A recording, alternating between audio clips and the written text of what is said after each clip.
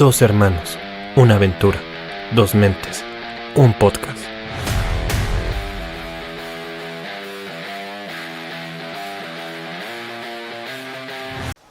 Hello, welcome to our podcast, Two Brothers, Two Minds. So this time I'm gonna interview my brother. He just have a big milestone in his life, that is finishing his PhD. Osvaldo, how do you feel about this? It feels kind of weird because when you finish a PhD, it has been many years working towards this, and once you finish, you're like, now what's next? So yeah, it's a big achievement. Not a lot of people manage to achieve this, and it feels like a lot of weight has come off my shoulders. But at the same time, you're happy about it because you're finally finished. But then you're worried about the next part. What's next? And what is next? Can you tell us what stage of your life are you going through? So right now, when you finish a PhD, you can basically go into two different areas, which is going into academia, which is teaching, being a researcher, or you can go into industry, which you get hired by a company and start working for them. Sometimes in those companies you can work in research and development, AR, or RD, so you can do that. Depends on you. In my situations, once I finished my PhD, I was looking to find either a company or a university that offer me any of those kind of jobs. Yeah. I'm happy to work at any of those kind of branches. Yeah. I wasn't leaning about any one in particularly, but in the UK mainly there's more flow going into academia, mainly because they have really good universities around here. So I was leaning a little bit into academia in that case, mainly because the work offer, but also I was looking into companies. I did a lot of interviews for a few months, and then finally I got a reply back from a university, which in this case it's a partnership between Liverpool University and a university in China. So I did get hired by this university. Congratulations, by the way. Thank you. Which is going to be based in China. This university is basically hiring me as an assistant professor, which is a big milestone in my career. If you think about it, when you finish a PhD and you go into academia, there are certain degrees and levels that you can achieve. For example, once you finish, you can be a assistant lecturer, then you can be an associate lecturer, then you can be a full lecturer, and then you can be a reader, then you can keep going to assistant professor, then associate professor, and finally full professor. So to become a full professor, it's maybe years. I'm talking about maybe 10 years. So in this case, finishing immediately my PhD and becoming an assistant professor, that's a huge milestone. So I have skipped a lot of steps, which is going to be good because afterwards, if I decided to either stay in China or go back to the UK or go somewhere else, I'm still in that level, in that degree. And that helps me out a lot. So I'm excited about that. And which one did you prefer? Going to academia or going to industry, or was whatever it comes first? I did work in industry for a little bit and I quite like it. There's certain aspects that I miss about it. But for the last 4 years of my life, maybe 5, I have been more in academia, so I was more related into that. So I wasn't leaning to any one of those. It's just the opportunity that came over. That's why mainly. Why? Do you have any concern, because you're going to teach in China, that is totally different. Do you have any, something that scares you about this new experience? Are you afraid of the new language? Are you afraid of how are your students going to be? So, yes and no. Why am I afraid? Because of the things that you just talked about. The place, the language, the students, the work environment, yes. But also no, because since it's a partnership between a UK university and a Chinese university, they mainly follow the UK teaching basis. Okay. Which in this case is basically the one that I'm used to. For the last 4 years I have been using. So it's again the same structure, the same framework, the same modules. It's going to be taught in English, so there shouldn't be any issue with that. I have privilege to teach students, Chinese students in specific, so I know how to get around with them, how to explain it better. But yeah, it's going to be different in the aspect that now we're going to be in China, so maybe they expect something else, something different, higher standard, I don't know. That's just getting used to how they're going to be working there. I think that's mainly it. Are you going to miss Mexico? Was it ever in your plans going back to Mexico? Yes and no. I always miss Mexico. I love because it's my home country. I miss being there. I miss my family. I miss my friends. I miss my environment, my country, the people living there. But also, like, going to another country opens a new opportunity, getting out of your comfort zone, and getting to know new tradition, customs, getting to know people, getting to know how they work, open your mind to new ideas that maybe you didn't know about. Before, in Mexico, I was used to working with the kind of like Mexican mentality. Okay. Coming to the UK, learn their way. Your mindset the have English changed. mentality. Yeah. So I'm interested and eager to know how it's gonna be with the Chinese mentality. Is it what people say about it? What they actually do? Is it gonna be completely different? Is it gonna be similar? Is it gonna be a mixture? Can I bring something to the table, or what's gonna happen?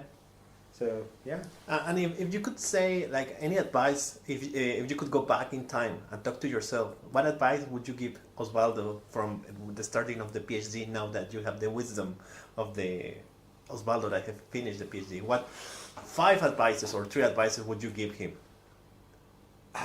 There's a lot of things. One of them that come to my mind is that you can do it. Definitely, you can do it. You can finish this PhD. It's gonna be hard for sure. But at the end of the day, you can do it. Uh-huh. So keep going, never give up. That's one. Another one would be fight as much as you can against the imposter syndrome. Okay. So for whoever doesn't know what the imposter syndrome is, basically that psychological, what would you call it? Like A disorder, maybe? I don't know if it's a disorder, if it's something that you go through because It's like kind of anxiety, isn't it? I don't know, because I feel like it's one of those feelings, like you can feel fear, you can feel happiness. I feel that the imposter syndrome is something that you go through, which is not bad, but if you let it control yourself, it turns bad. Yeah. So you deal with that a lot during your PhD, when you go through a lot of stages where you're like, should I be here? Should I be part of this? Should I be in the right place? I don't deserve to be here. There are some people that are better. So you struggle through that a lot of times, but it gets to the point that you get ownership, and I think that helps a lot. Yeah. Understanding that you are there, you deserve to be there, you are the right person to be there. So I think that's one of the main things. Never give up, fight against the imposter syndrome. Being proactive. I think that's one of the key things that I will change about my PhD, that I thought I was being proactive, which in a certain degree I was.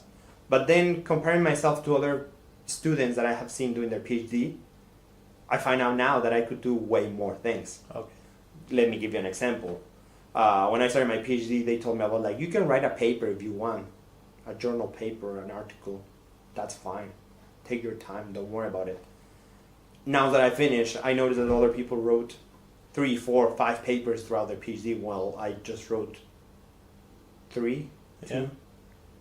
So I don't know. I that would be a tip or an advice, like start writing as soon as you can. Possible, yeah. Use your time efficiently, as fast as you can, because having more papers in academia is of your benefit. It will help you out later on, because when you're trying to apply to a company, they want to see your years of experience.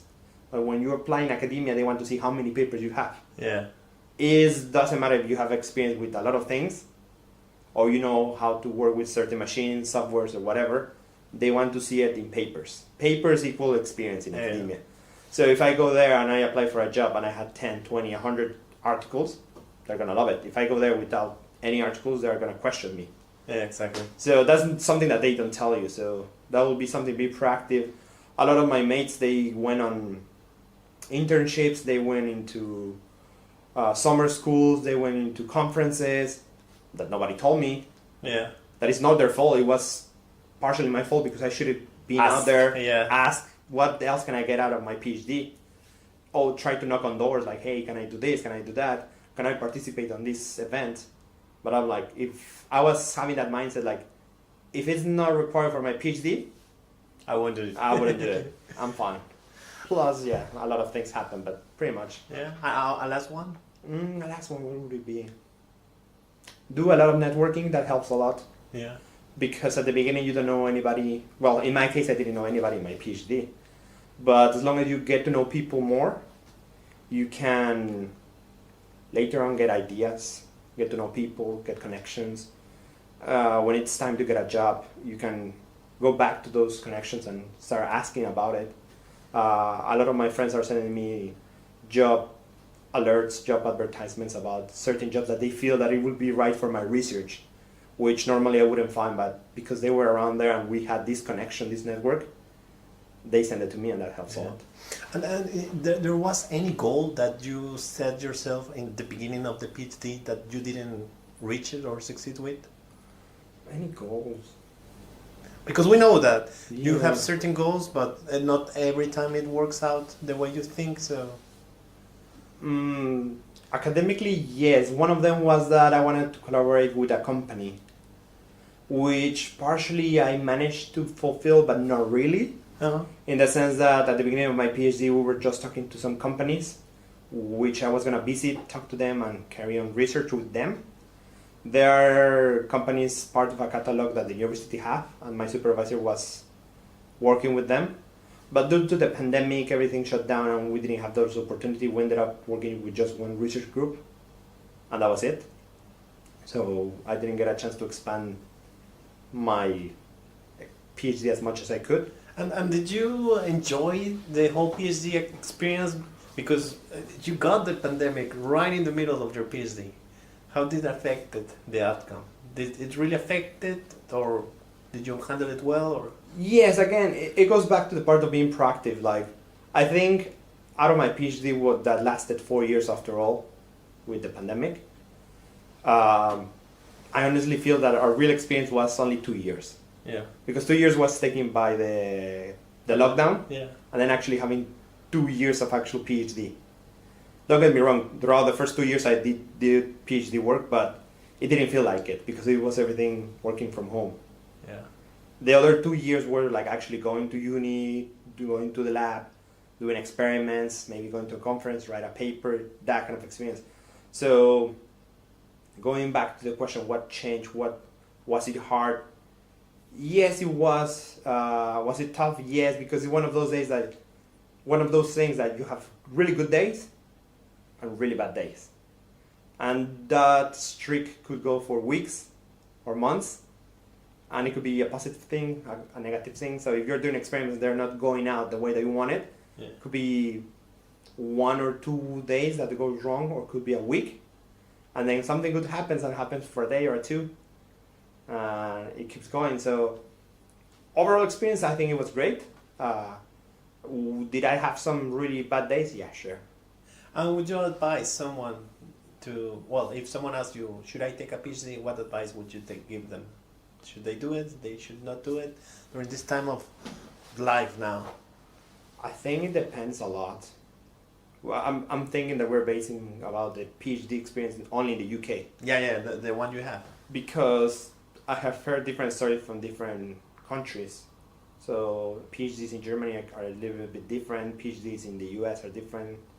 So in the UK, I think the experience is great. I think everything is really well structured, so you wouldn't get lost throughout the PhD. I think it's a good idea, a good experience. Also, it depends on who you are and what you're trying to achieve. In my case, I wanted to keep working on my academic research. I wanted to get the highest degree. I wanted to work abroad. So a PhD was the right idea for me. It could be the case that you just want to get a good paying job. Maybe there's no need for you to do a PhD. Could be the case that you do. Maybe if you're in a company and they require you to have a PhD to get a higher salary, sure, do it. But otherwise, there are certain aspects that you would like to consider. So before rushing and doing anything, just think about it, make a pro and con list and see if it's for you. Because you're going to spend 3, 4, 5 years of your life doing this. Yeah. So think about it. Okay, so this was our interview in English. Thank you very much, Osvaldo. It was amazing. Worries. Cheers.